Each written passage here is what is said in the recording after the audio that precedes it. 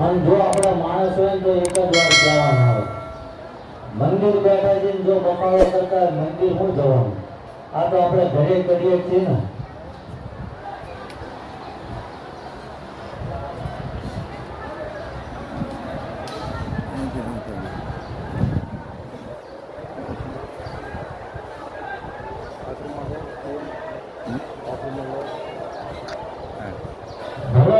ઉભા ના મળે ઉભા રહેવા દો, કારણ કે અમુક જે દુનિયામાં ઉભા રહેવા ગયા હોય એટલે ઉભા રહેવા દો એમને. હવે આપણે જે કોઈ અહીં આવ્યા છું તો ક્યાંક ને ક્યાંક દાદાના પરચા અથવા તો દાદાની વાતો કે કોઈની હારે બનેલા કે જેને દાદાએ દુઃખમાં હાથ પકડવા એને પોતાની વાત કરી હોય અથવા તો સોશિયલ મીડિયાના માધ્યમથી તમે આ જગ્યામાં પહોંચ્યા છો, એવું જ છે ને? હા કે ના તો બોલો, ખવડાવ્યું છે તમને અને હજુ ભૂખ લાગી હોય ફરીથી ખાઈ લો.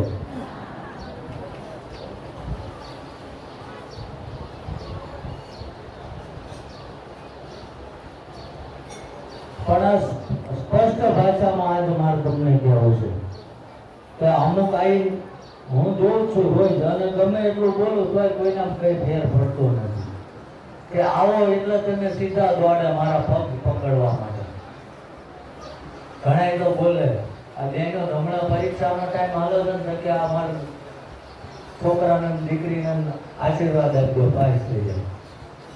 હવે જો મારા આશીર્વાદ લાગે પાસ થઈ જતા હોય તો સ્કૂલના કોલેજના ઝાંપે ના દેવું અને આશીર્વાદ આપવું ને ભણવાની જરૂર નથી. એટલે અંધશ્રદ્ધામાં ના જાઓ. ઘણા અમને એવું કે અમે દાદાને બહુ માનીએ છીએ, અમને તો હજુ તકલીફ છે. તો માણસ દુઃખી થાય છે ને એ ક્યાંક ને ક્યાંક એના કરેલા કર્મોની સજા છે, બીજું કઈ મળતું નથી.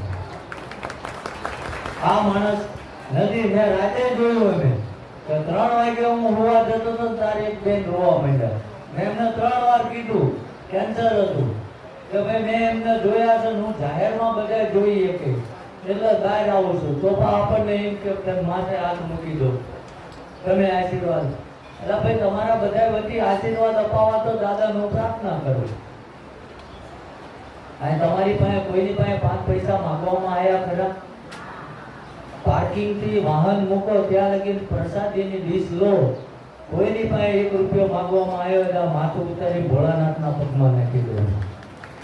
બતાવો કે અમને તમારી મદદ કરવી છે ભાઈ. અમે નવરાશ નથી, પણ જે સત્કાર્યો અમારા બાપ દાદા કરી ગયા છે અને એની પ્રેરણાથી અમે તમારા બધાના મદદરૂપ થવી છે. તમે અમને દુઃખી કરી નાખો.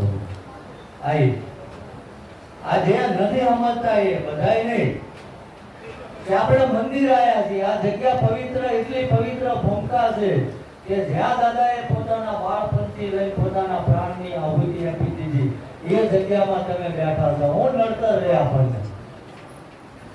ઘણા એમ મને એમ કે આને કંઈક ખવડાવી દીધું છે, તમે કંઈક કરો. મારી પાસે શું છે એવું? શું કરું કે હવે આ ચમ કે હું બધા વ્યક્તિને ના મળી 1 કલાક રસોડું ખુલ્લું હોય, પણ કદાચ કોઈનું ખવડાયેલું જો કદાચ પેટે પડ્યું હોય અને આ જગ્યાનો પ્રસાદ લો તો મારો ઠાકર એવું કહે છે પહેલા પરોડીએ બહાર નીકળી જાય. આ તો અંધશ્રદ્ધામાં તમે ના જાઓ. ઘણા ક્યાંક ને ક્યાંક જોરાઈને આવ્યા છે, હાથ ઊંચા કરો. ક્યાંક ને ક્યાંક પૂછ્યું હોય હાથ ઊંચા કરો. ખોટું થોડો પાડોશીનું પાપ તમારામાં. એ ખોટી જગ્યાએ જાઓ. સાચું કરે એનો મન ક્યારેય એનો જ નથી, પણ તમે ખોટી જગ્યાએ જાઓ. તમને આ નડે છે, નાનું આ કરવું પડશે, નાનું આ કરવું પડશે. ફોન 4 કેમેરા વાળા છે, પેલા 2 વ્હાઈટ ફોન વાળા. આ મન ભીખ વાળું દેખાઈ જશે તમને. અને આ બાજુ મરૂન ફોન વાળા. હજુ ભાઈ તમને અલગથી આપી પડશે.